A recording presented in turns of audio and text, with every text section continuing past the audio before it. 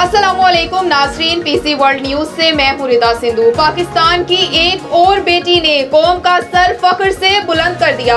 Major general निगार जौहर को lieutenant general के ओहदे पर तरक्की दे दी गई।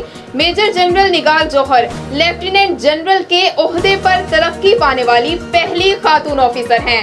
हमारे नुमाइंदे खुसूसी गुलाम दस्तगीर हैदर की रिपोर्ट के मुताबिक लेफ्टिनेंट निगार जौहर को surgeon general of Pakistan army तैनात किया गया है।